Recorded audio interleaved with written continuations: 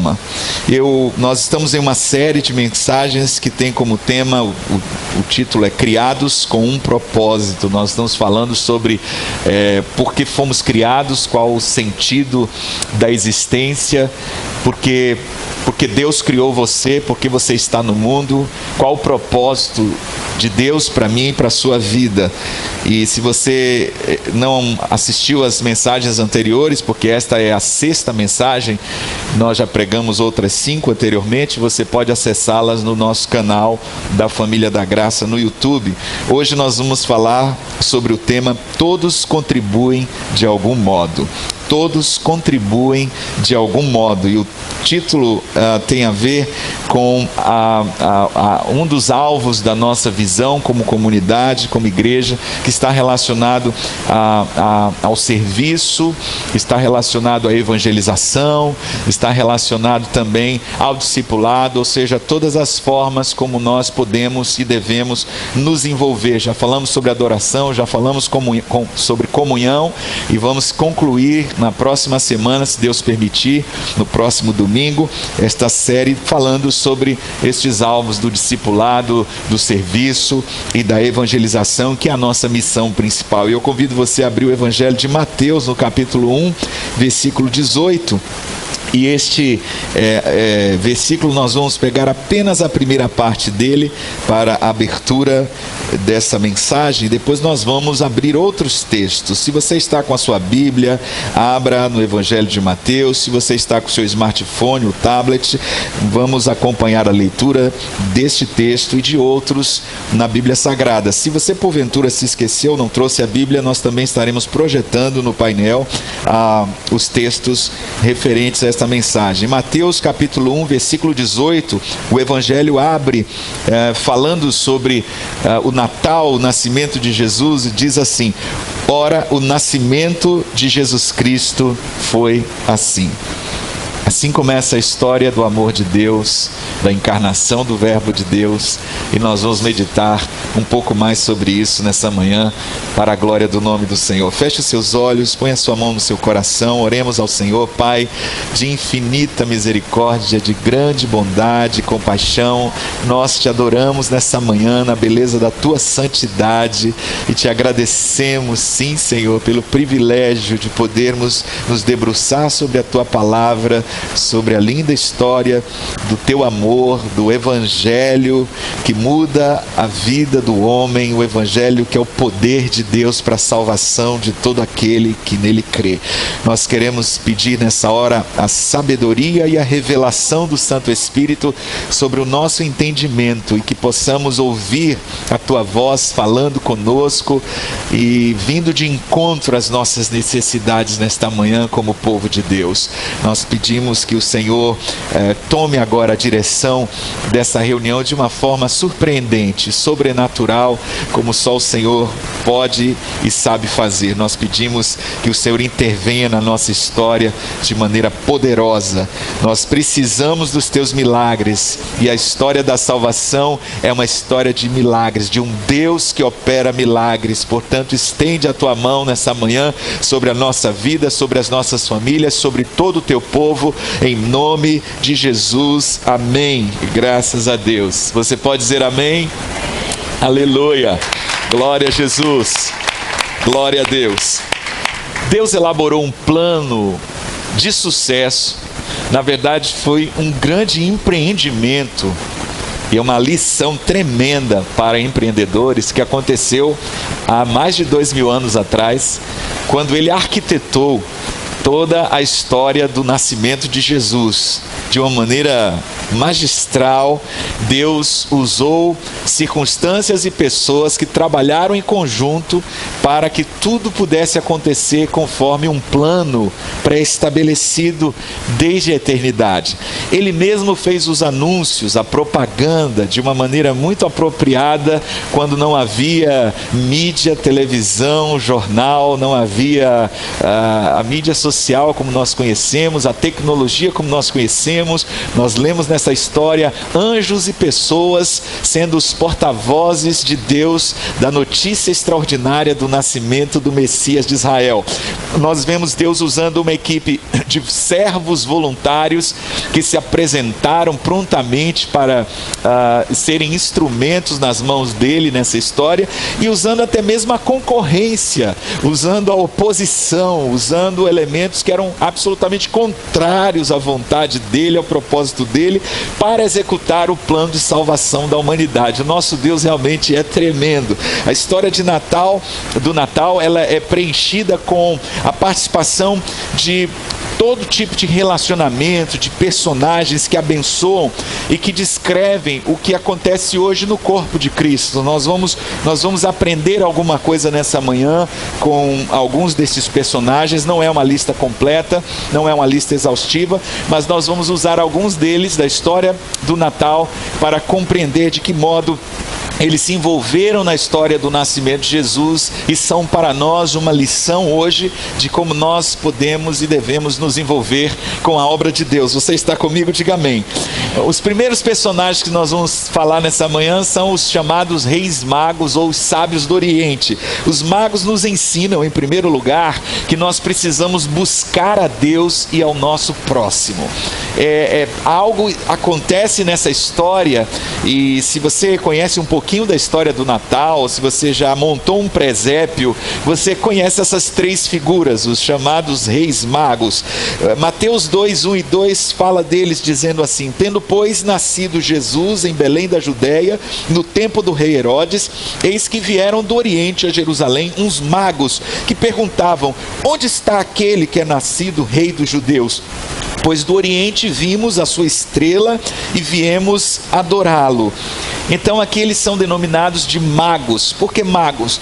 Porque eles eram os astrônomos daqueles dias, eles eram os cientistas dos astros, eles estudavam as estrelas, o movimento das estrelas, eles buscavam explicações, eles buscavam concatenações, eles buscavam algum tipo de cenário que pudesse explicar os rumos e o destino da humanidade.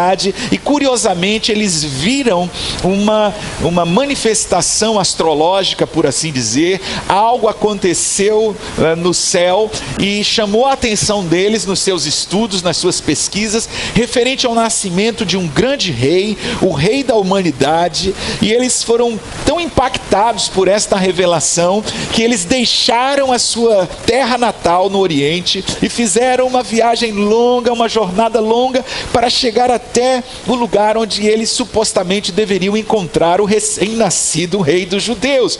E eles chegam trazendo presentes. É impressionante o fato de que eles não estão preocupados com o custo dessa viagem, o custo operacional dessa viagem. Na verdade, eles são também denominados reis magos, porque o texto dá a entender que eles eram homens ricos, homens que tinham posses, tinham bens materiais, mas naquele momento eles resolveram fazer um grande investimento. Na verdade, o maior investimento da vida deles, a maior aventura da vida deles. Eles saem da sua zona de conforto, seguindo essa estrela, e vêm trazendo ofertas, presentes, oferendas a este grande rei. Antes de chegar em Belém, onde Jesus havia nascido, eles passam por Jerusalém, a capital de Israel. É uma região montanhosa. A cidade de Sião, a cidade de Jerusalém, está estabelecida a 1000 metros de altitude, num monte, que é o Monte Sião. E não foi uma caminhada no parque, eles tiveram que andar muito, provavelmente vieram em animais, camelos ou jumentos, não sabemos, mas no presépio eles aparecem sempre com os camelos, né? Aquela cena linda.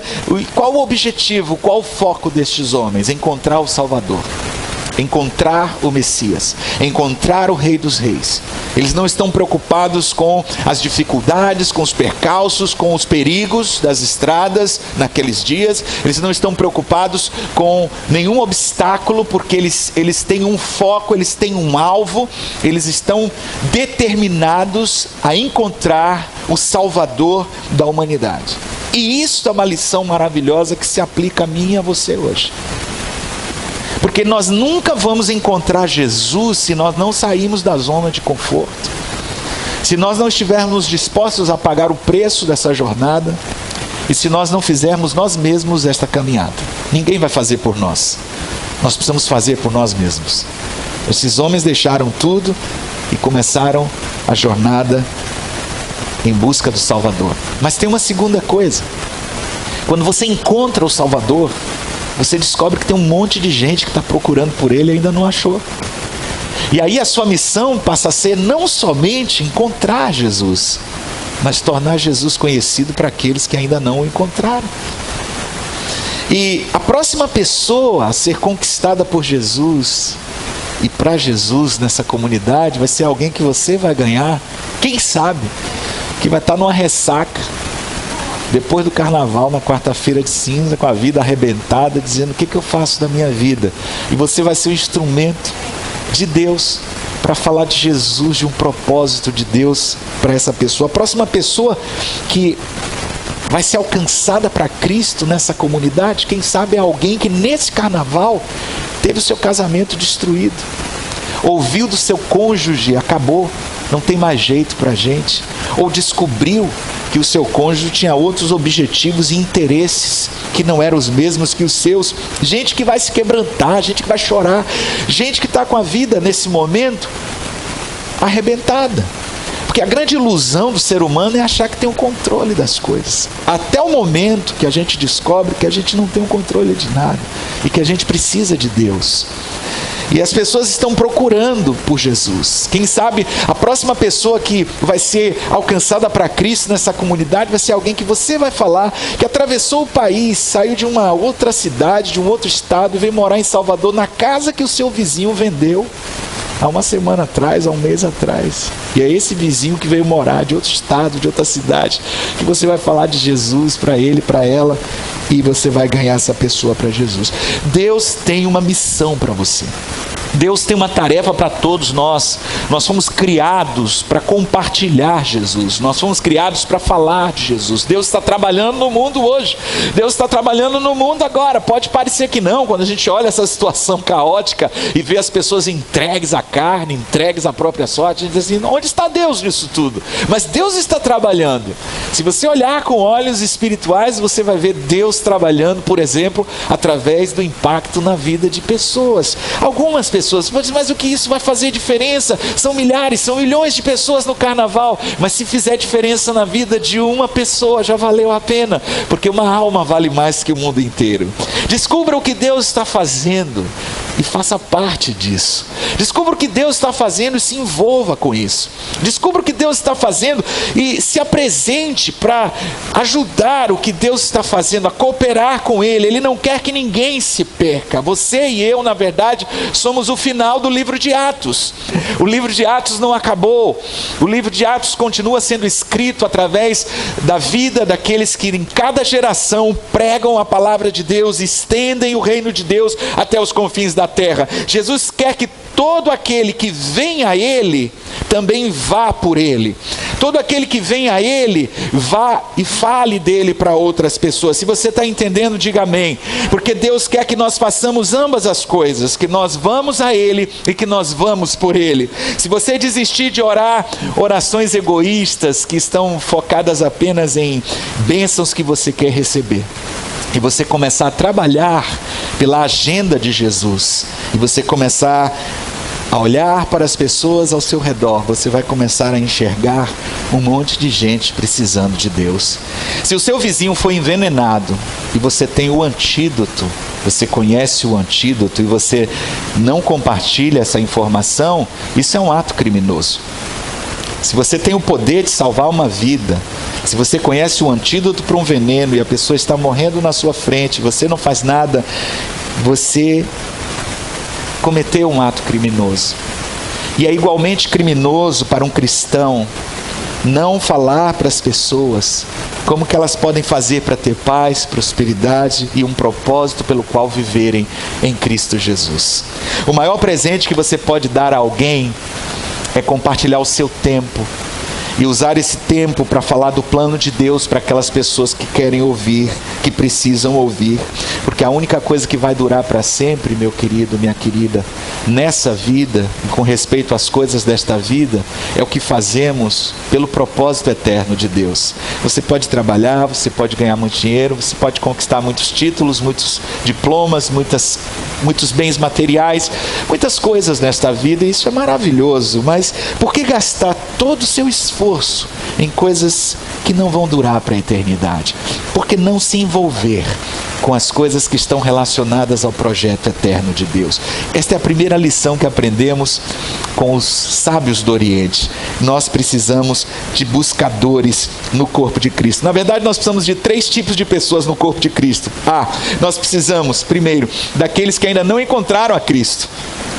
Pode ser uma pessoa que está morando com um companheiro que não é casado, pode ser um viciado em drogas, pode ser uma pessoa que está lutando com uma crise existencial nesse momento. Nós precisamos dessas pessoas, porque pessoas que não conhecem a Jesus, elas nos ajudam a manter no coração, no nosso espírito, a importância de ganhar almas. Então, a proposta do Evangelho não é que você se desconecte das pessoas do mundo. Tem gente que se torna crente e perde contato com todas as pessoas. Diz, agora eu não quero mais saber de gente do mundo, gente ímpia, e vai se tornando uma pessoa antipática, intolerante.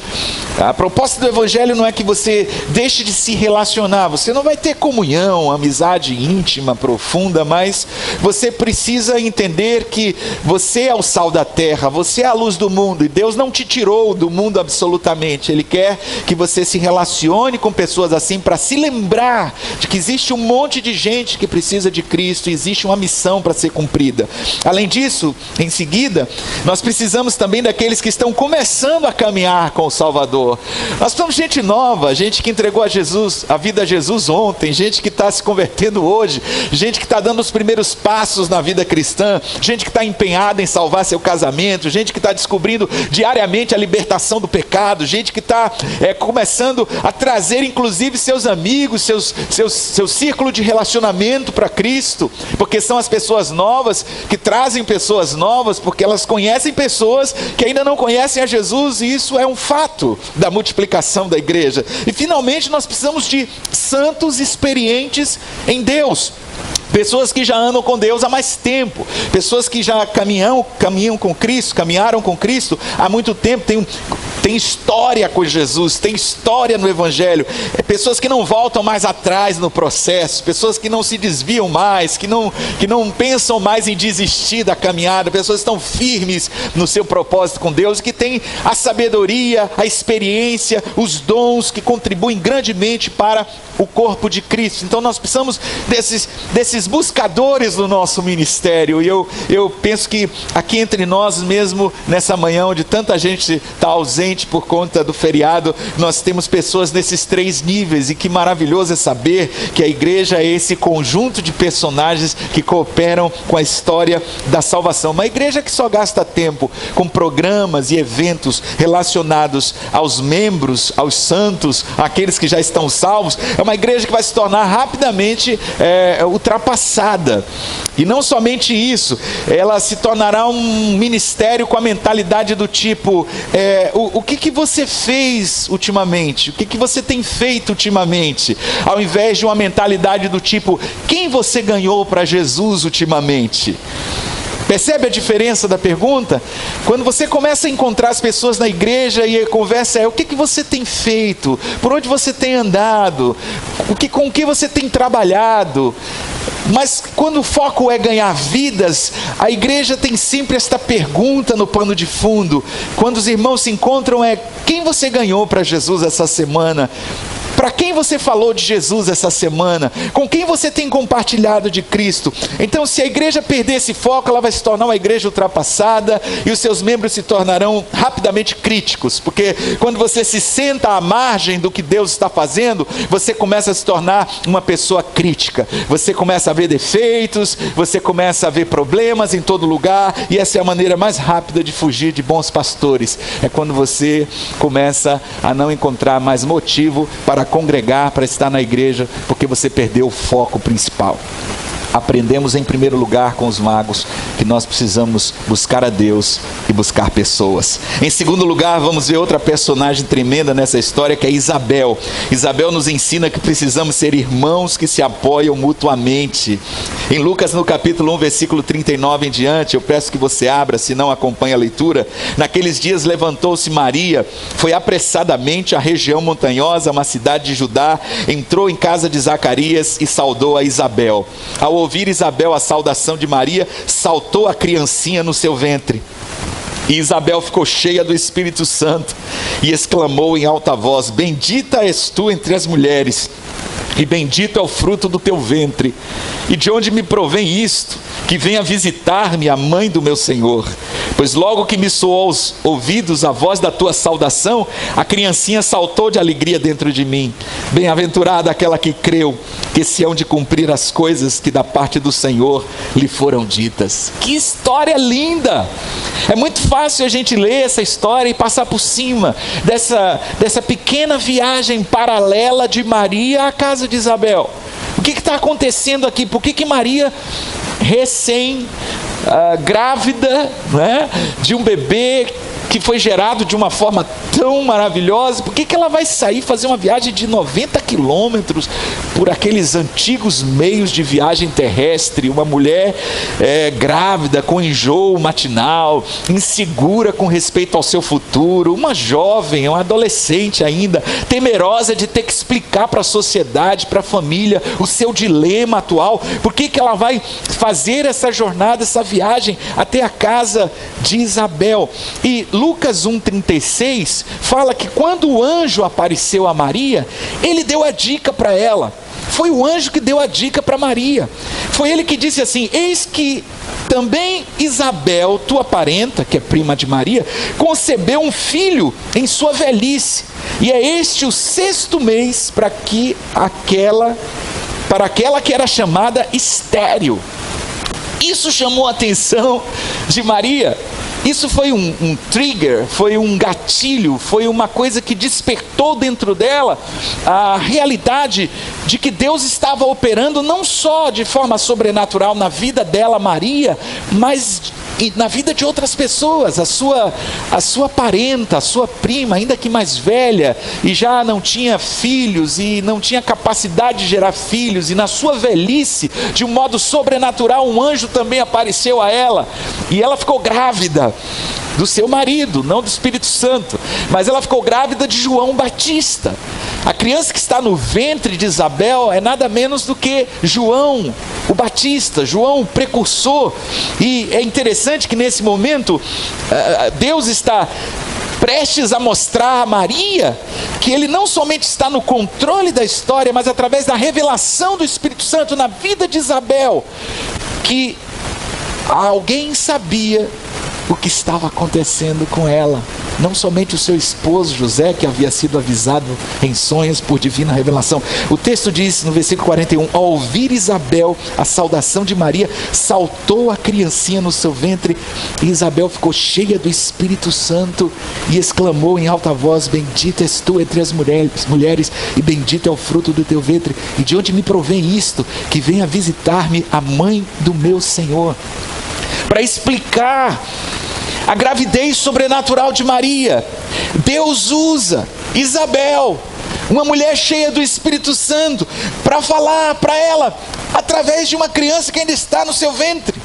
No momento que a criança ouve a voz de Maria saudando a sua mãe, ela salta de alegria dentro do ventre da sua mãe. Que encontro interessante entre Jesus na barriga da mãe, João Batista na barriga da mãe, e há um encontro ali dos bebês, e as mães são impactadas por isso, e a criança que estava destinada a ser o precursor de Jesus já está sendo usado por Deus ainda no ventre da sua mãe. Será que você consegue compreender que coisa tremenda é servir a esse Deus e está sendo usado por Ele, porque a história nos mostra aqui que esta Maria, que está tão preocupada, tão angustiada, tão ansiosa com o que está acontecendo com ela vai chegar na casa da sua parenta, talvez com interrogações do coração: quem vai acreditar em mim quando eu disser que eu estou grávida do Espírito Santo, que eu sou virgem ainda, que eu não tive nenhum contato sexual com nenhum homem? Quem vai acreditar numa história dessa? E de repente,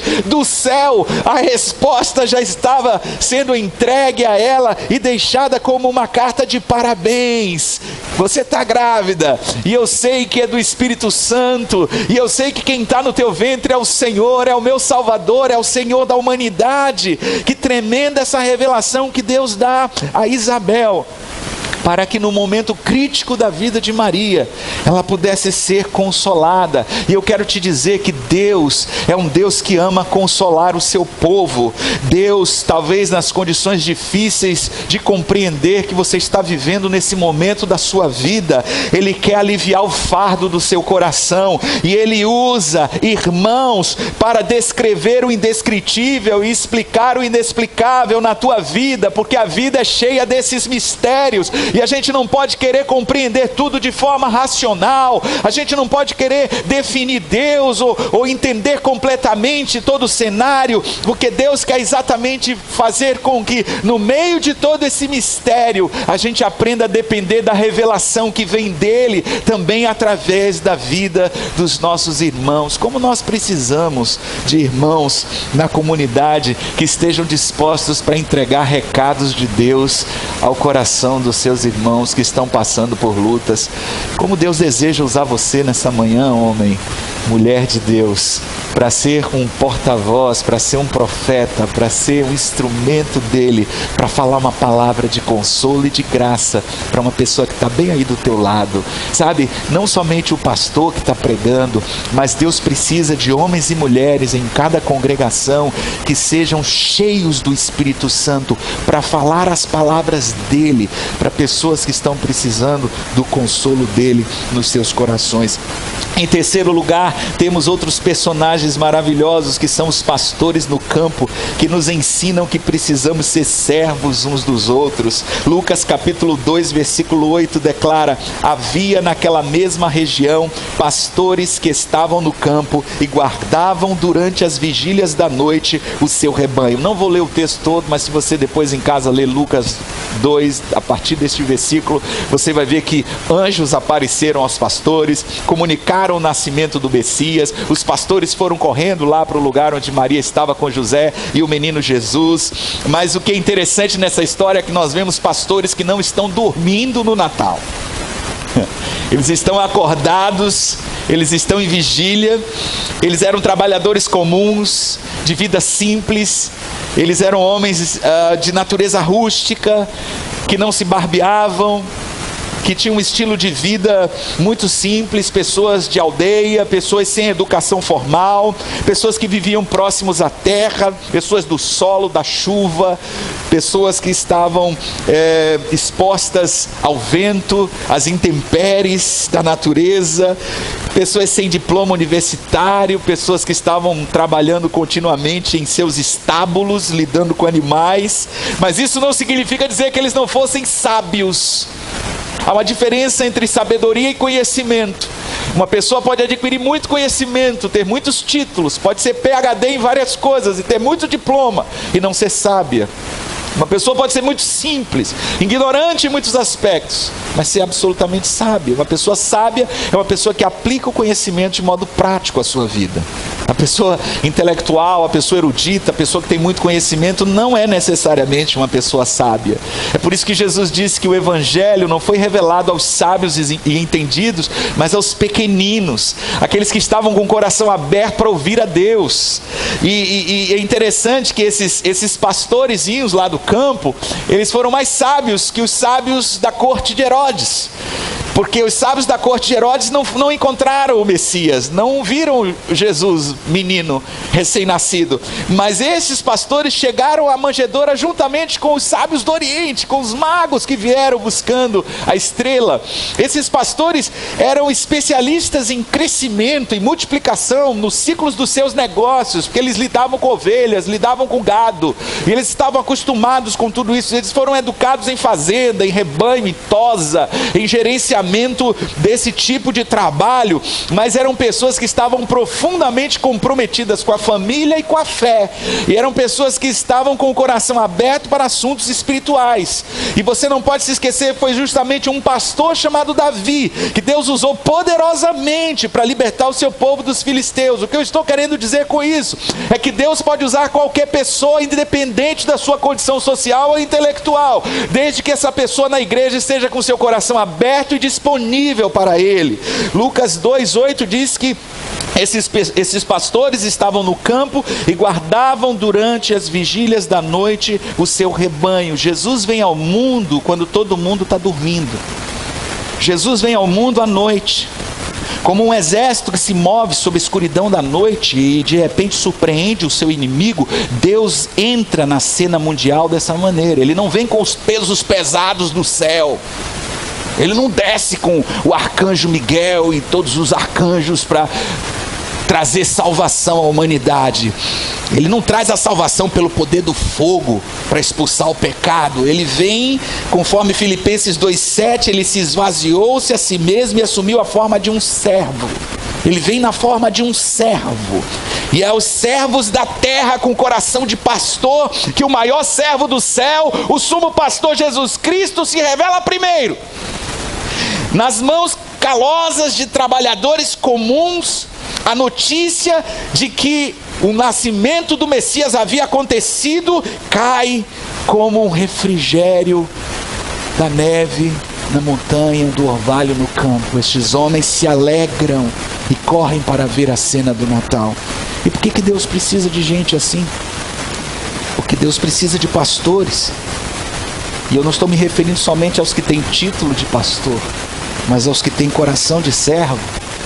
Porque pastores são pessoas comprometidas em se concentrarem não em si mesmas, mas nos outros.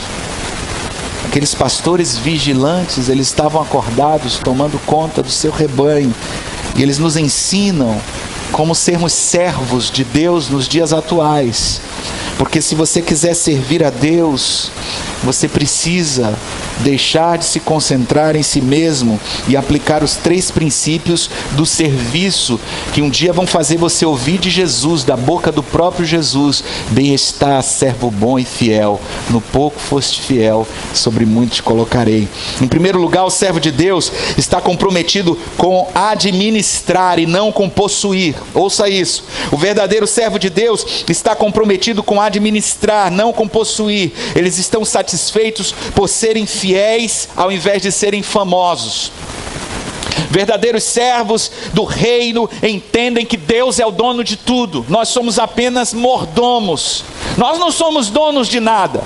Se nós temos alguma coisa nessa vida, nós sabemos que dela não vamos levar nada e que teremos que prestar contas a Deus da forma como administramos tudo que Ele tem colocado em nossas mãos. Esse é o verdadeiro coração de servo. Não é alguém que luta para possuir, mas que luta para administrar bem o que possui para a glória de Deus. Em segundo lugar, o servo de Deus tem prazer em abençoar os outros. Não são pessoas gananciosas, não são pessoas que estão buscando apenas acumular para si mesmas, porque nós fomos criados para isto, para servir, para espalhar, para repartir. Os servos de Deus são pessoas que estão sempre à procura de oportunidades para satisfazer necessidades. São pessoas que estão atentas às necessidades daqueles que conseguem enxergar. Porque você quer saber se você tem realmente um coração de servo?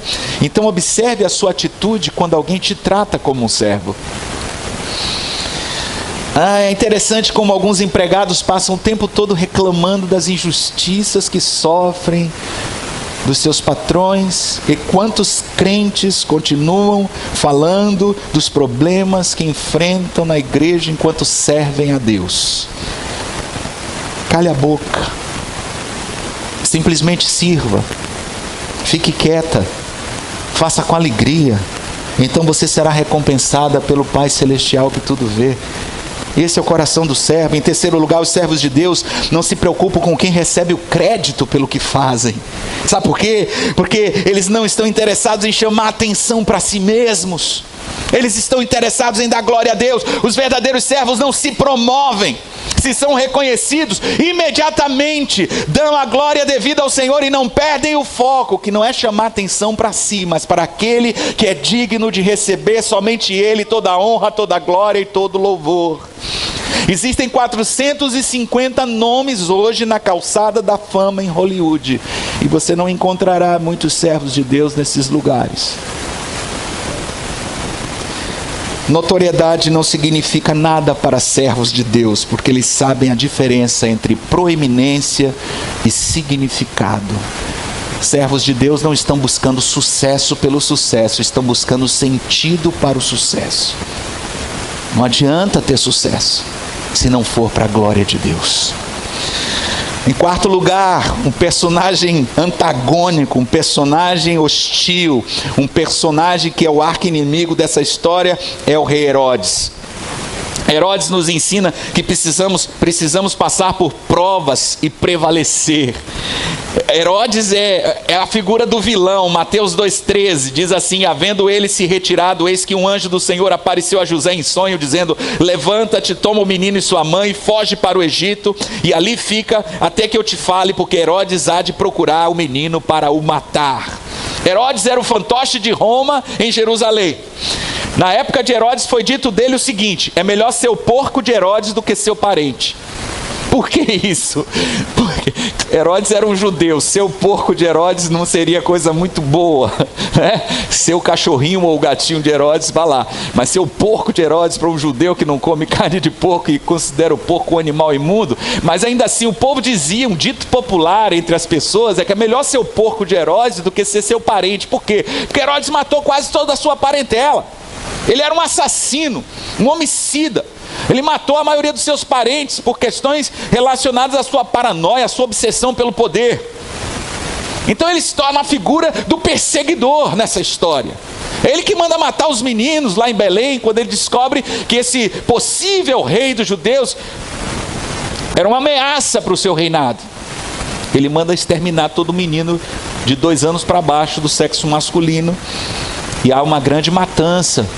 E essa foi apenas uma das muitas que ele praticou e cometeu na sua história de vida. Agora deixa eu te fazer uma pergunta. Você já observou como cada vez mais as pessoas que nós encontramos hoje em dia, elas estão passando por lutas e problemas e dificuldades tremendas? É tão difícil você encontrar uma pessoa alegre, uma pessoa feliz. Quase todo mundo que você conversa, você vê que as pessoas estão debaixo de pressão, debaixo de lutas, de desafios tremendos. Elas estão cansadas, elas estão estressadas, elas estão, muitas delas, amarguradas de espírito. E você sabia que isso é parte do projeto de Deus? É interessante que às vezes a gente não compreende a natureza do sofrimento, mas eu preciso que você preste atenção, porque Deus usa os problemas para nos transformar. Deus usa as dificuldades, Deus usa as perseguições, Deus usa os dilemas que nós enfrentamos na nossa vida para nos tornar melhores. Essa é a maneira como Deus tem de trabalhar na nossa vida. Aliás, poderíamos dizer que na vida, ou você está entrando numa tempestade, atravessando uma tempestade, ou saindo de uma tempestade, amém? Ou você acabou de entrar em uma, ou você está passando pelo meio dela, ou você acabou de sair. Mas isso é a vida. E algumas tempestades podem ser grandes, realmente intensas, acompanhadas de maremotos, terremotos, sei lá. Outras dificilmente se pode registrar na escala Richter da realidade. São pequenas, são imperceptíveis, mas cada uma delas é importante para Deus, para o seu plano de tornar a mim e a você mais parecidos com Jesus. É interessante como nós crescemos no meio das tribulações, no meio das dificuldades, como nós crescemos no meio das provações. Tiago 1:2, o texto da palavra de Deus diz: meus irmãos, tende por motivo de grande gozo, de grande alegria, o passardes por várias provações. Pode parecer uma palavra inclusive masoquista, louca. Vocês dizem, mas como que eu vou ter alegria passando por problemas? Que tipo de mensagem é esta? O que esta palavra de Deus está querendo me dizer? Que eu tenho que ficar feliz, sorridente, saltitante, alegre quando estou passando por meio de uma crise? Você sabe o que eu estou vivendo nesse momento? Mas é exatamente isso que a palavra de Deus está dizendo. Não que o problema seja bom em si mesmo, mas que ele vai produzir algo de bom no coração daquele que quer crescer em Deus. A palavra várias, meus irmãos, tende por motivo de grande alegria o passar de por várias provações. A palavra várias aqui é a mesma palavra para a túnica de várias cores, ou a túnica colorida que José recebeu do seu pai. Isso significa dizer que a sua túnica colorida de filho de Deus, ela foi feita sob medida para você. Não há tribulação, não há provação, não há tentação, não há luta que você não possa suportar. Deus dá o frio conforme o cobertor, e Ele tem uma túnica colorida sob medida para você. E às vezes a gente pensa que essa túnica colorida são as muitas bênçãos de Deus na nossa vida, mas também representam as muitas provações, representam as muitas lutas, porque para cada um de nós o tratamento de Deus é feito sob medida. Deus poderia ter deixado Pedro fora da prisão, mas Ele não fez. Deus poderia ter feito que o povo de Israel entrasse na terra prometida em 1 mês, mas deixou vagando 40 anos no deserto. Deus poderia ter deixado Daniel fora da cova dos leões, mas jogou lá o profeta dentro da cova dos leões. Deus tem um plano melhor. Diga comigo, Deus tem um plano melhor. Romanos 8, 28, 29. E sabemos que todas as coisas contribuem juntamente para o bem daqueles que amam a Deus, daqueles que são chamados segundo o seu propósito. Porque os que dantes conheceu, também os predestinou para serem conformes à imagem de seu Filho, a fim de que ele seja o primogênito entre muitos irmãos. E às vezes lemos esse texto e não percebemos que Romanos 8, 28 e 29 são a sequência de uma mesma declaração. E se ele diz que todas as coisas contribuem juntamente para o bem daqueles que amam a Deus, não está falando somente sobre o bem imediato ou o bem terreno que as circunstâncias vão promover na minha e na sua vida pela misericórdia de Deus, mas também com relação ao propósito eterno de Deus. Todas essas coisas estão acontecendo porque Ele nos conheceu na eternidade, porque Ele nos predestinou para sermos conformes à imagem de seu Filho Jesus, e não há outra maneira dele trabalhar o meu e o seu caráter a não ser através das tribulações e das provas que nós passamos.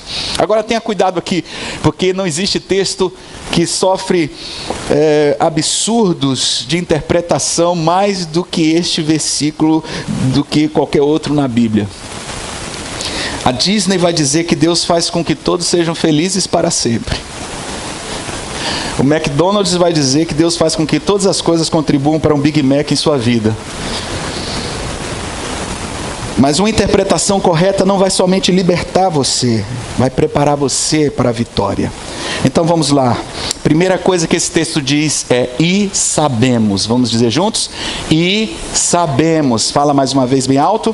E sabemos. A nossa confiança não está na sorte, no cristianismo Peter Pan, não está nos astros, nas estrelas. A nossa confiança está na eterna e inabalável palavra de Deus. O que nós sabemos é o que a palavra de Deus diz. Eu sou o que a Bíblia diz que eu sou, eu tenho o que a Bíblia diz que eu tenho, eu posso o que a Bíblia diz que eu posso.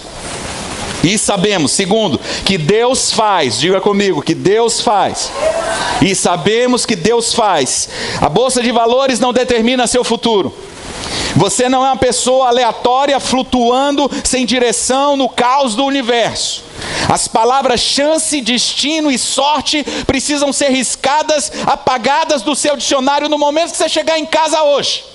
Esqueça essa conversa fiada. Existe um Deus no controle do universo e é Ele quem faz todas as coisas. Diga comigo, Deus, o meu Deus, está no controle de todas as circunstâncias. Aplauda Ele. Ele reina, Ele é soberano, Ele governa, Ele tem todo o poder, Ele está no controle. Terceiro, e sabemos que Deus faz com que todas as coisas, vamos dizer juntos? Com que todas as coisas, quero ouvir sua voz, com que todas as coisas. Isso é muito interessante, porque a palavra está dizendo todas as coisas, e todas são todas. Deus está trabalhando em todos os aspectos da sua vida. Ele está envolvido quando você está devendo dinheiro. Ele está envolvido quando você perde um ente querido. Ele está envolvido quando você está com problemas de relacionamento, ou até mesmo de férias no seu lazer. Deus faz parte da sua vida sexual. Deus está envolvido no seu pecado. Deus tem interesse e envolvimento em todas as áreas da sua vida. Ele se preocupa igualmente com as bênçãos que você recebe e com as provas que você está passando, com as caspas que estão no seu cabelo, com as manchas que estão na sua pele, com o seu temperamento bipolar e com o seu comportamento bypass. Deus se envolve com tudo. Desde o Calvário Ele mostrou o seu cuidado por sua vida em cada detalhe. Então Deus está fazendo com que todas as coisas, o que mais? Trabalhem juntamente. Vamos ver juntos? Trabalhem juntamente. Mais uma vez, trabalhem juntamente. Eu e você não podemos ver como cada evento da nossa vida se encaixa. É por isso que às vezes a coisa fica bem confusa, a coisa fica bem louca. Porque de repente começa a acontecer um monte de coisa, você fica tentando encontrar um sentido e você não consegue enxergar. Mas há um que enxerga, e o nome dele é Jeová. Ele olhou desde o túnel da eternidade e alinhou todos os eventos da sua vida de uma forma contínua e interdependente. Nenhum evento fica individual, isolado na sua vida. Todas as coisas se encaixam em um plano maior. A perda de um emprego aqui é achar Jesus ali. Uma doença física agora é a restauração de um relacionamento ali adiante. Um acidente de automóvel é despertador para a procrastinação. Um retorno que eu perco, uma simples topada, um pneu furado, podem ser eventos difíceis, mas Deus está trabalhando em conjunto e fazendo com que todas as coisas trabalhem juntamente na minha e na sua vida.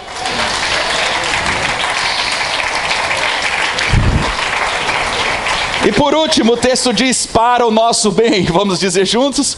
Para o nosso bem.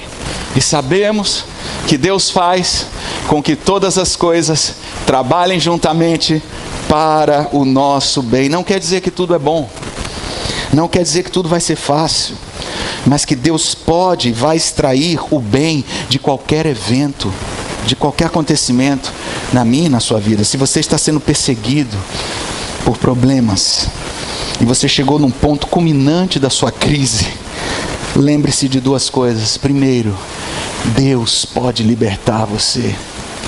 Deus pode tirar você disso. Segundo, não pergunte: Senhor, por que eu? Pergunte: o que o Senhor quer de mim? E como eu posso aprender e crescer através dessa experiência?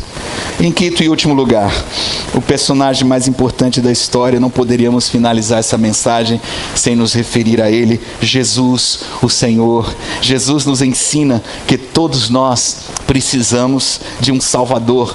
Mateus 1:21 diz: ela dará à luz um filho, a quem chamarás Jesus, porque ele salvará o seu povo dos seus pecados.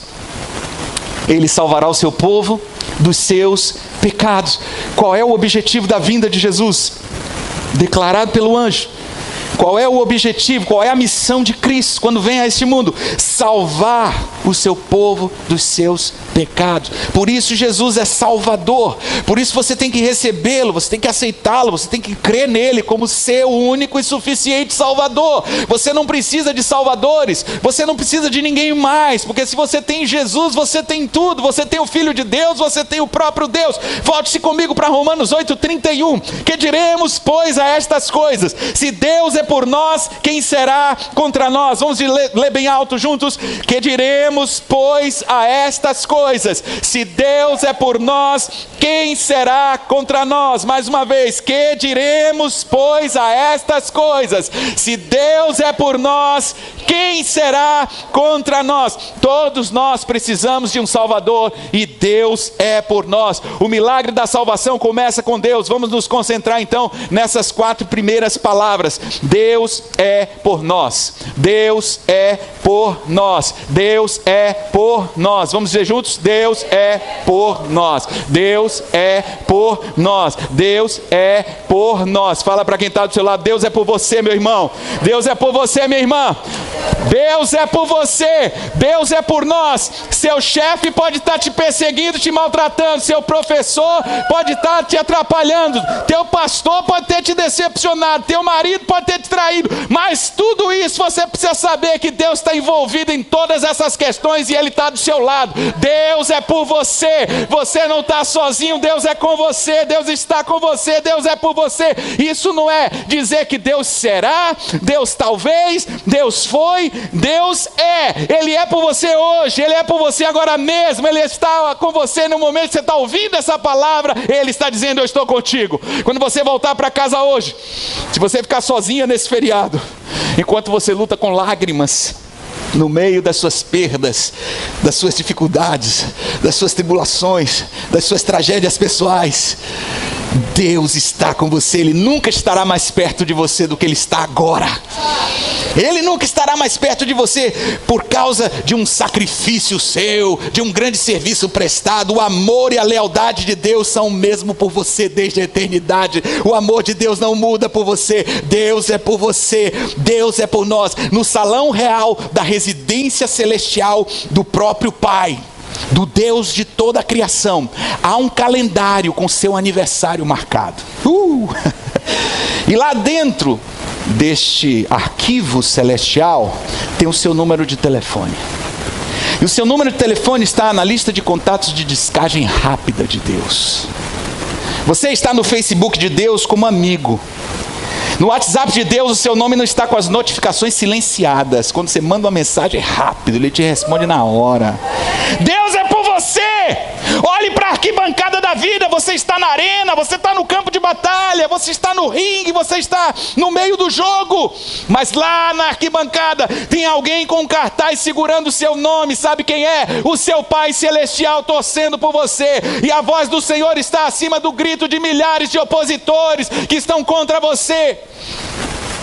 Você recebeu falta, você caiu na área, na grande área, é pênalti. Você sofreu uma lesão, você foi contundido, você pensa que é o fim da sua carreira. Mas eu quero te dizer nessa manhã que o primeiro a correr para estar do teu lado, não vai ser o maqueiro, vai ser o Senhor. É Ele que vem para estar com você. É Ele que está sempre com você. Não é teu pai, não é tua mãe, não é teu vizinho, não é teu amigo, não é nem mesmo teu irmão em Cristo. É o Senhor, antes de qualquer um. Quando você grita por socorro, é Ele que está presente. Ele está bem perto de todo aquele que o invoca em espírito e em verdade. Então vamos chegar ao final dessa ministração. César Augusto emitiu um decreto. Os sábios saíram do Oriente percorrendo uma grande distância.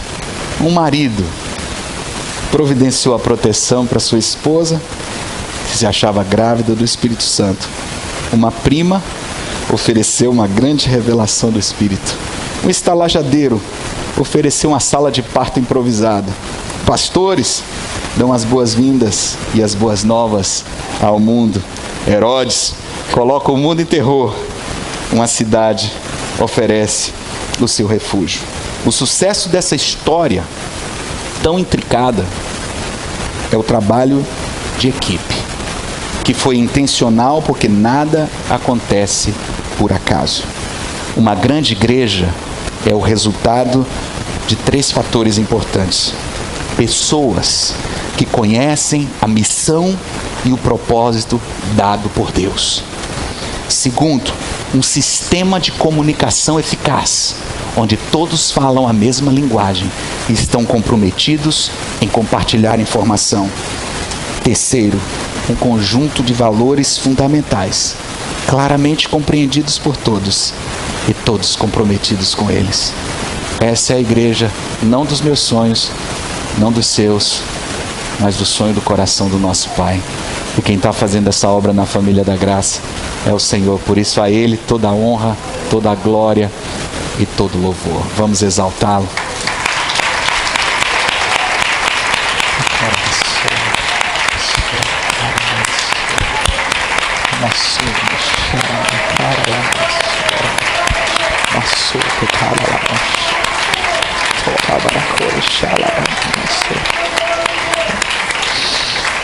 Feche os seus olhos. Eu queria orar por você nessa manhã. Talvez você esteja aqui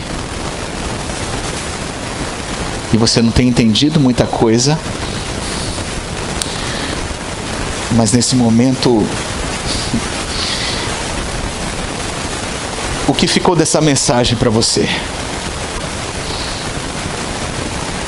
Que no meio das lutas, no meio das dificuldades, no meio dos problemas, no meio das crises, você tem um Deus que se importa com você. Você tem um Deus que tem um propósito para a sua vida. Você tem um Deus que está empenhado em fazer coisas maravilhosas acontecerem na sua vida a partir dos seus problemas. Você tem um Deus que está do seu lado. E eu queria, nesse momento, orar para que Deus esteja socorrendo você em qualquer que seja a sua dificuldade. Talvez você esteja aqui, você esteja bem, esteja relaxado, esteja simplesmente curtindo esse feriado, aproveitando para descansar, para estar com a família. Mas você sabe que a vida é constituída de lutas, de tempestades, de provas. É bom aproveitar os momentos de descanso, porque estamos em guerra e todos nós precisamos estar preparados para o que vem adiante. E Deus nos prepara. Ele está dando essa palavra para o coração de alguns que estão aqui entrando na tempestade, passando pela tempestade. Mas Ele também dá essa palavra para o coração de alguns que saíram de uma tempestade. Estão dando graças a Deus porque agora é um tempo de bonança, mas sabem que daqui a pouco outras nuvens virão. E essa palavra vai estar ardendo no seu coração quando alguma coisa acontecer e você ficar diante de uma prova. Você vai se lembrar dessa mensagem. Você não está entregue ao caos. Você não está entregue à própria sorte. Você não está entregue ao acaso, ao destino. Você está nas mãos de um Deus que tem o controle.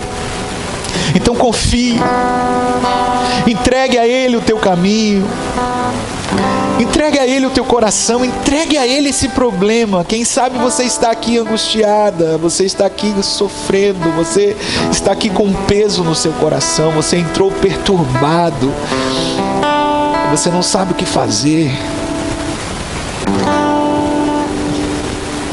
E nada é mais poderoso do que a entrega.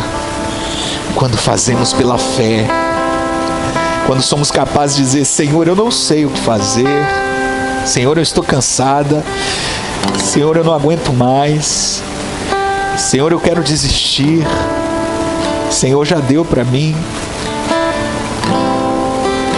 E simplesmente entregamos, reconhecemos a nossa impotência, reconhecemos a nossa dependência. Dizemos para Ele: Pai, eu quero nessa manhã lançar o meu fardo sobre Ti. Eu quero lançar nessa manhã o meu peso sobre Ti. Eu quero descansar à sombra das Tuas asas. Eu não quero me preocupar.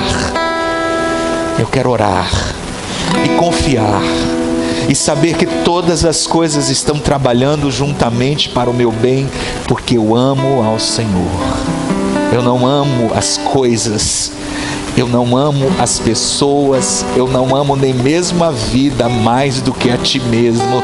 Tu és o meu maior amor, Tu és a minha razão de existir, Tu és a minha fonte, o meu manancial, Tu és a minha solução, Tu és a minha proteção, a minha segurança. Tu és o meu escudo, Tu és a minha rocha, Tu és a minha fortaleza, Tu és a minha muralha, o meu castelo forte. Tu és o meu Deus, Tu és o meu Senhor.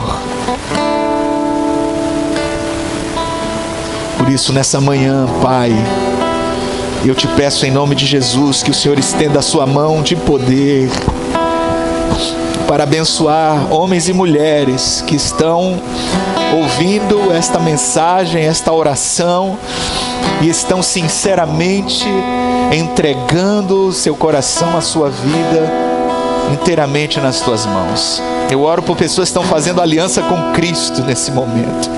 Eu oro por pessoas que estão se reconciliando com o Senhor e com a sua igreja nesse momento. Eu oro por pessoas que estão nesse momento crendo no milagre de Deus, no sobrenatural de Deus. Gente que está recebendo no seu coração essa mensagem com a mesma alegria com que Maria recebeu a revelação vinda da boca de Isabel. Gente que acredita, gente que tem fé, gente que é capaz de olhar para os problemas, para as circunstâncias, tirar os olhos das dificuldades, elevar os olhos para os montes e dizer: o meu Deus é o meu socorro, o meu Deus está comigo, o meu Deus é por mim, eu não estou só. Obrigado, Senhor, por essa presença, por esta certeza que traz ao nosso coração tanta segurança, tanta paz. Eu abençoo nesta hora as famílias aqui representadas e abençoo este coração. Seja qual for a dificuldade, seja qual for a luta, seja qual for o milagre que esta família precisa, que este teu servo precisa, que esta tua filha necessita, eu oro declarando nesta manhã um grande milagre de Deus na tua vida, em nome de Jesus. Se você crê, diga amém e aplauda ao Senhor, porque Ele é bom.